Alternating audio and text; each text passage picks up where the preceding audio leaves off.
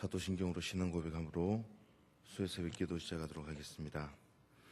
전능하사 천지를 만드신 하나님 아버지를 내가 믿사오며 그 외아들 우리 주 예수 그리스도를 믿사오니 이는 성령으로 잉태하사 동정녀 마리아에게 나시고 본디오 빌라도에게 고난을 받으사 십자가에 못 박혀 죽으시고 장사한 지 사흘 만에 죽은 자 가운데서 다시 살아나시며 하늘에 오르사 전능하신 하나님 우편에 앉아 계시다가 저리로서 산자와 죽은 자를 심판하러 오시리라.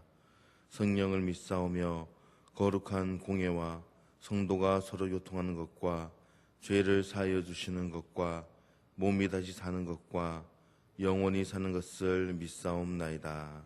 아멘. 찬송가 425장입니다. 찬송가 425장입니다.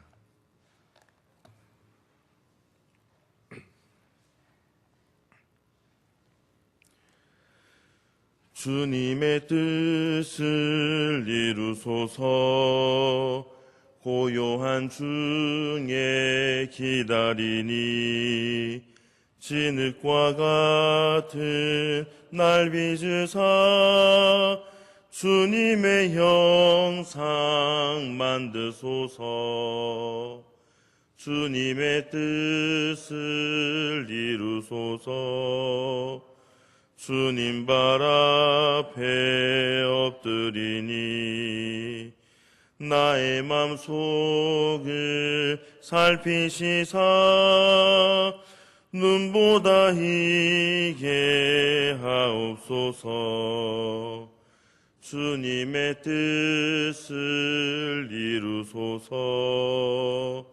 병들어 몸이 피곤할 때 권능의 손을 내게 펴사 강건케 하여 주옵소서. 주님의 뜻을 이루소서. 온전히 나를 주장하사 주님과 함께 동행함을 만민이 알게 하옵소서. 아멘.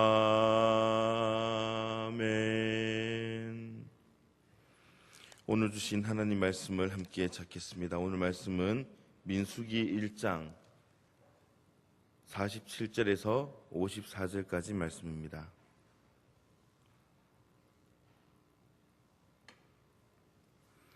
민수기 1장 47절에서 54절까지 말씀, 구약성경 195쪽에 있습니다. 민수기 1장 47절에서 54절까지 말씀을 한 절씩 교독하도록 하겠습니다. 제가 먼저 민수기 1장 47절 말씀을 읽습니다. 그러나 레위인은 그들의 조상의 지파대로 그 계수에 들지 아니하였으니 너는 레위 지파만은 계수하지 말며 그들을 이스라엘 자손 계수 중에 넣지 말고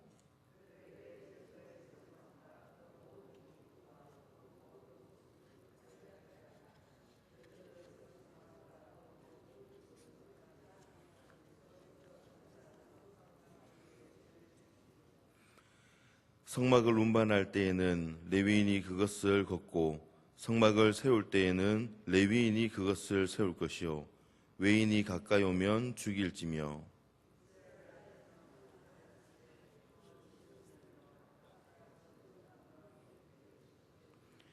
레위인은 증거의 성막 사방에 진을 쳐서 이스라엘 자손의 회중에게 진노가 임하지 않게 할 것이라.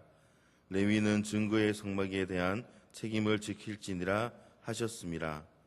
이스라엘 자손이 그대로 행하되 여호와께서 모세에게 명령하신 대로 행하였더라. 아멘. 하나님께서는 민족의 생사를 건 전투에 앞서 이스라엘 12지파 가운데 그 전쟁에 참여하기 위한 군대 편성을 위해서 인원을 계수하였습니다. 그 가운데 오늘 말씀에서 레위인들은 이스라엘 백성을 대표하여 성막에서 하나님을 섬길 자로 선택이 되었습니다. 그 배경을 먼저 살펴본다면 출애굽기 32장 25절에서 29절까지 있는 말씀 가운데 모세가 시내산에서 십계명 돌판을 받아 내려올 때에 이스라엘 백성들은 송아지 우상을 만들어서 그 앞에 절을 하고 또 그것을 섬기는 범죄를 저질렀습니다. 이때 모세의 명령을 따라서 레위 자손들은 우상을 숭배한 자신들의 가족과 친척 3,000명을 칼로 죽여 심판했습니다. 그 결과 레위 자손은 여호와께 헌신하는 자들로 여겨지게 되었습니다. 그리고 레위 사람들은 이 일로 말미암아 이스라엘 백성들을 대표하여서 성막에서 하나님을 섬길 자로 선택이 된 것입니다.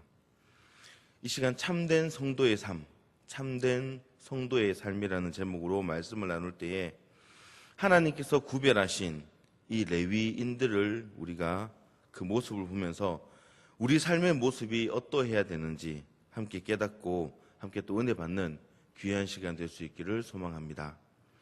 첫 번째로 성도는 삶의 과정과 목적을 다 하나님께 두어야 합니다. 우리 47절 말씀을 함께 보겠습니다. 그러나 레위인은 그들의 조상의 지파대로 그 계수에 들지 아니하였으니. 아멘. 레위인은 이스라엘 자손의 계수에 들지 아니하였습니다. 전쟁에 나갈 때 그 숫자에 포함되지 않았다는 겁니다. 왜냐하면 레위인은 하나님의 소유로 하나님의 성막을 돌보고 하나님께 제사를 드리는 그 하나님의 일을 감당하도록 부름받았기 때문입니다. 그래서 이스라엘 자손이면서도 계수에 넣지 않았던 것입니다.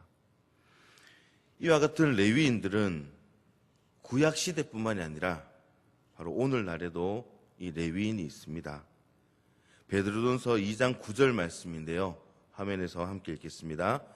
오직 너희는 택하신 족속이요 왕같은 제사장들이요 거룩한 나라요 그의 소유된 백성이니. 아멘.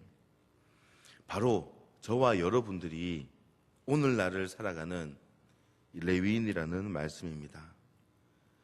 옛날 광야에서 레위인이 하나님의 일을 위해서 부름을 받고 하나님의 소유가 되었듯이 오늘날 하나님께서는 성도 여러분을 이 세상 가운데에서 부르시고 하나님의 소유로 삼으셨습니다. 바로 하나님의 일을 감당시키도록 우리를 그렇게 세우셨습니다. 그러므로 우리는 비록 이 세상 가운데에서 많은 사람들과 함께 살아가지만 그들과 동일한 삶을 살아서는 안 되는 것입니다. 광야의 레위인들처럼 오직 하나님의 일을 위해서 하나님을 섬기는 그런 삶을 살아야 할 줄 믿습니다. 그런데 생각보다 많은 성도들이 하나님의 일은 말씀을 전하는 목사님을 비롯해서 어떤 특별한 부류들의 사람들이 하는 것이라고 생각을 합니다. 그리고 자신은 그저 주일날 예배드리고 헌금 드리는 그것으로 모든 의무를 다했다라고 그렇게 생각을 합니다. 그러나 이것은 분명 잘못된 생각입니다. 하나님의 일은 목사나 전도사나 특별한 어떤 정해져 있는 그런 사람들만 가지고 있는 사명이 아니라 모든 성도들의 사명이라는 것입니다. 그러므로 비록 우리가 세상 속에서 여러 부분에서 또 여러 직장을 가지고 직업을 가지고 살아가지만 그 가운데서 우리는 하나님의 일을 위해서 최선을 다할 수 있어야 하는 것입니다. 직장인들은 직장에서 하나님의 말씀, 예수의 향기 전하는 그런 일에 힘쓰고 학생은 학교에서 또 주부는 가정에서 복음을 전하는 그런 자가 되어야 됩니다. 뿐만 아니라 사업을 하건 공부를 하건 직장에서 업무를 보고 무엇을 하든지 성도는 자신의 일을 통해서 하나님의 영광을 드러내야 되며 이 땅에 하나님의 나라가 임하도록 힘쓰고 노력해야 하는 것입니다. 한마디로 말해서 성도는 그 삶의 과정과 목적, 그 모든 것을 통해서 하나님의 뜻을 이루기 위해 자신의 전 삶을 다 드려야 한다라는 것입니다. 그렇게 할 때 우리는 하나님의 소유된 자로서 하나님께 부끄럽지 않는 삶을 살 수가 있는 것입니다. 두 번째로 성도의 삶은 교회를 중심으로 이루어져야 됩니다. 우리 50절 말씀도 함께 보겠습니다. 50절 말씀입니다. 그들에게 증거의 성막과 그 모든 기구와 그 모든 부속품을 관리하게 하라. 그들은 그 성막과 그 모든 기구를 운반하며 거기서 봉사하며 성막 주위에 진을 칠지며. 아멘. 하나님께서는 레위인들로 하여금 성막에서 봉사하고 성막의 모든 기구를 관리하고 성막 그 사면에 진을 치고 살게 하였습니다. 한마디로 레위인은 항상 성막을 중심으로 행동하며 살아야 했던 것입니다. 우리는 여기서 성도의 삶에 있어서 중요한 한 가지 원리를 우리는 발견할 수가 있습니다. 그것은 성도들의 삶은 항상 교회를 중심으로 이루어져야 한다는 것입니다. 가만히 생각해 보면 구약시대 하나님의 집인 성막을 중심으로 생활해야 했다면 오늘날 하나님의 특별한 소유로 구별된 우리 성도들은 바로 하나님의 집인 교회를 중심으로 생활해야 된다는 것이 당연한 것이 아니겠습니까? 그런데 오늘날 성도들을 보면 성도들의 삶의 중심이 교회로부터 계속해서 멀어지고 있는 것을 보게 됩니다. 일주일에 한 번 주일날 대예배에 교회 나오는 것, 그것이 그들에게 있어서 교회 생활의 전부입니다. 그들에게 있어서 삶의 중심은 교회가 아니라 세상이고 직장과 가정입니다. 그렇다고 해서 제가 직장과 가정을 소홀히 해야 된다는 것은 아닙니다. 주님께서 자신을 따르려거든 내 처자를 미워하고 따르라고 했던 것처럼 여기서 미워한다는 것은 내 자식과 처를 미워하는 그런 뜻이 아니라 주님보다 덜 사랑한다라는 뜻인 것처럼 어디에 더 우선순위를 두느냐, 이것을 말하는 것입니다. 우리가 진정 하나님의 소유된 백성이라면 우리는 우리의 삶의 중심을 교회로 옮겨야 됩니다. 주일날 한 번 예배 드리는 것으로 그치는 것이 아니라 삶의 중심 자체를 교회에 두어야 하는 것입니다. 그래서 지금 함께 모이는 이 새벽 예배도 마찬가지고, 새벽 예배는 물론 수요 예배, 금요 예배, 틈만 나면 교회에 나와서 기도할 수 있어야 됩니다. 지금은 코로나로 인해서 많은 부분들이 제한되어 있지만 앞으로 교회를 중심으로 모이는 일에 우리는 더욱더 최선을 다할 수 있어야 할 것입니다. 뿐만 아니라 교회가 성도들의 삶의 중심이 된다는 것, 교회가 우리의 삶의 중심이 된다는 것은 교회 안에 있는 다른 성도들과의 그런 교제, 그 교제가 나의 교제의 중심이 되어야 된다는 것입니다. 우리는 이 땅을 살아가면서 많은 사람들을 만납니다. 또 많은 집단에, 또 많은 모임에 우리가 참여를 합니다. 무엇보다도 우리가 우선순위 둬야 될 것은 바로 교회 안에서 우리 믿음의 성도들과 함께 교제의 중심이 되어야 되는 것입니다. 많은 성도들이 직장이나 사회에서 많은 사람들과 교제에는 굉장히 신경을 많이 씁니다. 하지만 교회에서 교제를 나누는 것 많이 하지 않는 것 같아요. 그저 내 볼일만 보고 그냥 돌아가는 경우가 참 많습니다. 하지만 그것은 분명 다시 한번 생각해 봐야 될 것입니다. 오히려 다른 성도들과 깊은 영적 교제를 나눌 때에 성도의 삶은 진정으로 교회를 중심으로 한 삶이 될 수 있는 것입니다. 내 삶의 중심이라고 말하는 것, 나의 삶의 중심이라고 말하는 것은 그 사람에게 가장 가치 있는 것이며 중요한 것을 의미합니다. 그렇다면 성도들에게 있어서 하나님의 집인 교회보다 더 가치 있고 중요한 것이 어디 있겠습니까? 왜 교회가 더 가치 있고 왜 교회에 있는 성도들과 함께 교제하는 것이 더 가치 있는 것일까요? 그것은 세상에서 발견할 수 없는 참된 평안과 축복이 가득하기 때문입니다. 여기 한 가지 더 아울러서 말씀을 드리면, 왜 많은 성도들이 교회에서 성도들끼리 모이고 교제 나누는 것을 자꾸 멀리 할까요? 금방 제가 얘기했던 것처럼 교회 안에서 함께 모이고 어울릴 때에 그 안에서 사랑의 말을 하고 서로 아껴주고 해야 되는데, 교회 안에서 더 찢고 뽑고 싸우는 일이 더 많은 겁니다. 그럴 바에야, 상처받을 바에야 그냥 집에 가는 게 낫다. 즉, 우리는 함께 교제하는 것도 중요하지만 그 안에 내가 속해 있을 때에 더욱더 사랑의 말을 해야 된다. 서로 또 위하는 그런 마음을 해야 된다. 어디 가서 상처받은 영혼들이 있다면은 위로의 말 한마디 하는 것. 내가 어디 가서 무조건 내가 위로받으려고 하는 것보다는 내가 먼저 품을 수 있는 그런 마음을 우리는 가져야 할 것입니다. 그러므로 우리는 교회를 삶의 중심으로 삼음으로써 하나님께서 주시는 평안과 기쁨을 가득 누릴 수 있는 성도가 될 수 있기를 소망합니다.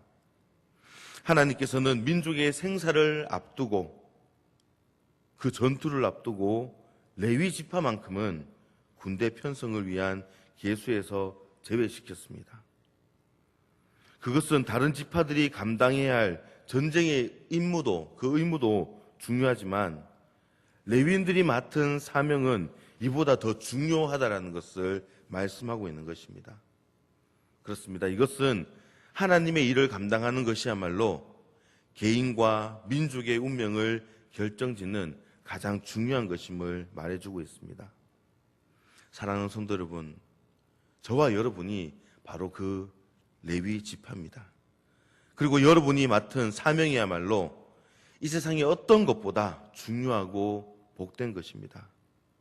그러므로 썩어져가는 이 세상 속에서 하나님의 거룩한 자로서 세상이 빛이 되고 세상을 향해 복음의 깃발을 높이 저들고 선지자로서 자신의 사명의 중요성을 깨닫고 긍지와 보람을 가지고 나아가는 성도들이 될 수 있기를 소망합니다.